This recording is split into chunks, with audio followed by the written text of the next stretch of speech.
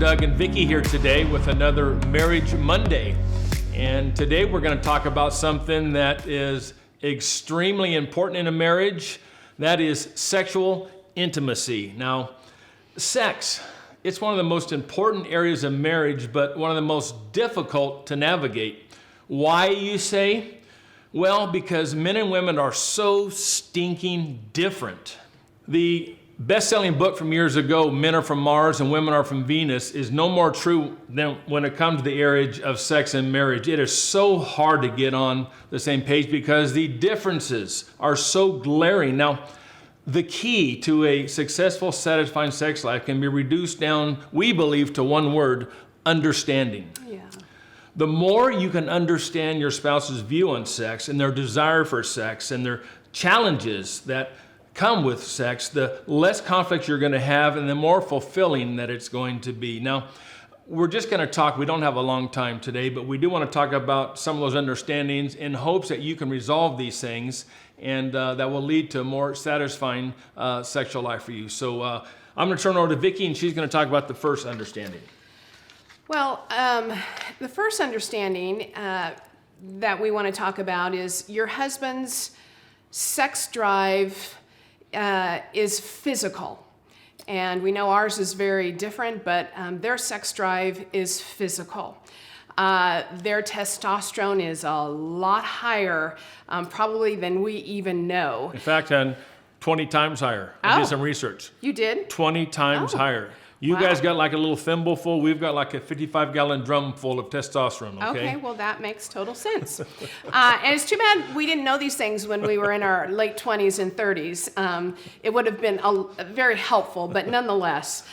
So there you go. Now there's the stat to back that up. But Doug and I, back in our early 30s, late 20s, kind of hit an impasse.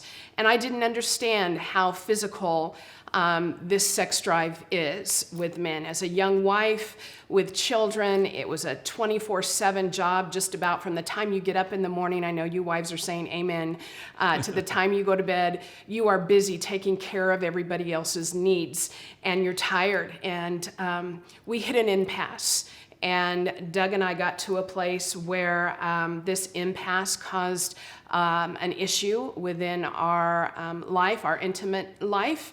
And Doug got very upset, and there was a shoe thrown at the closet. He was very angry with me. And I realized we definitely have a problem. And so that kind of woke me up. And as I sat on the bed after that happened, I was a little shell-shocked, just didn't see that coming. As I sat on the bed, I heard God say very clearly in such a small, still voice, so loving. I can hear it as if it were today, although this was probably some 30 years ago. God tell me, never say no to your husbands. Now, I know men are jumping off the couch and going ballistic at that, and the women are like, their mouths have just dropped. I get it, because mine did too. And I sat there on our bed, and I kind of asked the Lord to repeat it, and I heard God say again, never say no. And I didn't know at the time that it was scriptural. I found that out many years later as I stood by that, and I wanted to be obedient to God and never tell my husband no. But 1 Corinthians, you can write this down, 7, verses 3 and 4. Says that the husband must fulfill his duty to his wife, and wife also your duty to your husband, and that is completely talking about sex. It also says in verse 4 that women, you do not have authority over your body, but your husband does. And it also says, likewise, husband, you do not have authority over your body, but your wife does. And that is in the context of sex. And I was blown away as I grew in my walk with the Lord and in my relationship with Doug in this area, that it was scriptural, that God gave me a verse that said, never say no. Now, what does that look like? Well, it my next point would have to be, if I never say no, then oh my goodness, that's kind of scary, quite frankly. But I had to realize that it doesn't always have to be the 4th of July. What we're focusing on is their physical need that needs to be met. And so it is not always going to be a 4th of July experience with fireworks. We have to understand, there are those times, but we have to understand that you just get it done. When you can just get it done, and it may be a quick thing. You just have to focus on, this is a need that has to be met, and understanding it won't always be romantic. It won't always be in the perfect setting. Your spouse won't always have said the perfect thing, but the physical need is still there and it's still strong. And quite frankly, we're the only people within our marriage, women, that can satisfy our husbands and meet that need. There is nowhere else for them to go. They could. We certainly don't want them going down that road. It's us. And so when they come to us, we are the only person that can meet that need. So that was life-changing for me. Well, on top of that, kind of piggybacking that thought, hon, is let me talk to you guys for a second. And here's a second understanding that couples need to come to work through these problems that come up, is that, guys, understand your wife's sex drive is nothing like yours. Nothing like yours. As Vicky said earlier, men produce 20 times more testosterone, that hormone that creates sex drive. And so your wife does not have that. It is not a physical thing for her. A woman's receptivity to sex is an act of sacrifice to their husbands and made easier when she feels loved and appreciated. Guys, that's so important to know. Yeah, that's really important. Don't buy the lie that is shown coming from Hollywood, that shows where it shows this woman coming up and as if she's got all this testosterone going, oh, I have to have you, and that is not even reality. Not even close. Not even close. Yes, women should enjoy sex, and yes, they do enjoy sex, but it's not the way that they portray it. The biggest lie, I think, in the world is pornography. Showing these women just passionate and, oh, I gotta have you and all this stuff, that is the biggest lie. Let me just clarify something that you probably know, but let me just remind you, they are actresses getting paid. Yes. That's not reality. No. And so we have to understand, guys, that women view sex and are stimulated by sex completely differently. But I do want to help you guys. And what I have for some of you guys is I brought a couple sex toys with me, okay? Now, hold on. If there's kids in the room, you may want to have step. I'll just cover their eyes for a second, but I want to show you a couple sex toys that'll really spice up your sex life. You ready, guys? Here's the first one. It's a sponge. Yes. One of the ways that you can just drive your wife crazy with passion is to offer to go in one time and maybe do the dishes for her. Say, here, honey, I know you're tired. I'll do the dishes for you. Oh, my goodness. You're going to have Sheena on your hands after you do that. Hey, guys, I got another sex toy here, okay? You ready? The remote control. Watch a show with her. Watch the Lifetime Network movie maybe with her, or TLC, or even a cooking show. And okay, guys, here's the last thing this is my really secret go-to. If you want to just send her to the moon and just have this ecstatic experience, watch that movie with her with a cup of coffee and actually talk with her and actually engage with her and actually listen to her. Oh, it'll drive her wild. Well, I joke, but in reality, those are the things that really make a woman want to respond to her husband. Again, men are the initiators. They got that hormone that's initiating. Women respond, and when we do these things, it helps him to respond a lot easier. Yes. All right, hon, why don't you talk about the last understanding? Totally agree with 100% of that.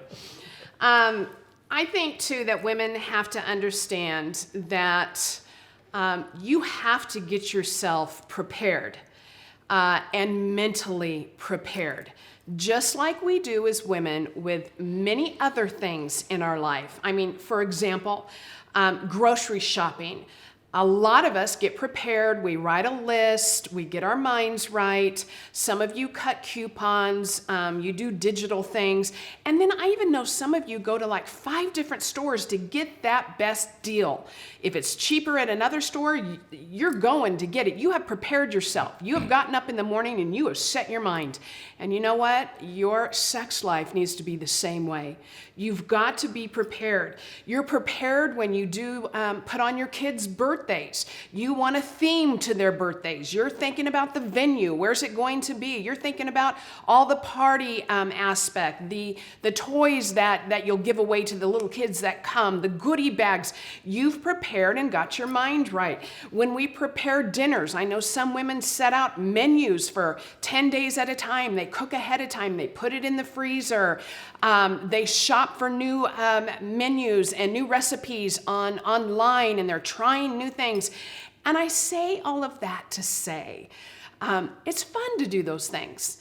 And it can be fun also in this arena when you get your mind right. Half the battle is with your mind. I know a lot of women think it's just one more thing I have to do. And it's on the list, and it's on the bottom of the list, and that gets us in trouble. And so we need to get ourselves mentally prepared, start thinking about it ahead of time. Also, know when that time is coming. So get yourself mentally prepared. Know that you know your husband. Everybody's different. I don't know how common it is or not common, but nonetheless, you know your husband. So you know when that time's coming. You can try to run away from it. You can try to deny it. You can just plug your ears and go, la, la, la, la, it's not happening. You can do all those things, but it's coming, and you know when it's coming. So you need to make sure that you set your day around that time. I mean, I remember as a young wife trying to never say no to my husband because God had told me that I wouldn't do 5 loads of laundry that day. I'd get too tired. I wouldn't take the kids to the park on a play date because I knew today was going to be the day. I just knew. And so I'm going to save as much energy as I could to be ready and prepared. So I would put other things on the back burner so that I knew that I had energy and time to give to my husband. If I could catch a nap when the kids were laying down, I would catch a 20 or 30-minute nap. Next day, and once that was over, I'd get up, do all my laundry, and off I go until the next time. And so I learned how to set my mind right. I also began thinking about my husband. That was the thought that would come into my mind. When I knew it was coming, say it would be that day or the next day, I began thinking about all the wonderful things that Doug had done. Thinking about how he provided for me, thinking about what a good father he was. And it was amazing about how just thinking those thoughts kind of takes that love level to a whole nother place. And before I knew it, I couldn't wait until we were able to get together and just spend time together. So I think that it's so important that we get our mind right, we get prepared, women, just like we do in every other avenue of our life. Really good. Well, hey, we could talk for a couple hours, but we just want to give you just a few things, some understandings that we think will help you if you guys can work on those things. So let me just close with this. As a former professional athlete, I learned a very valuable skill. That is that when you come up against failure, you must make adjustments if you want to be successful. An unwillingness to change will guarantee continued failure. Yes. The same holds true for marriage, and it particularly holds true in the area of sex. Good communication, a willingness to listen and to learn from each other is going to help you achieve this successful sex life. So anyway, we hope that this will help you. There could be more that we'll talk about, and if we ever get through this COVID-19 and have another marriage retreat, we can talk more in depth. But in the meantime, God bless you. Take care. We love you, and we'll talk to you soon.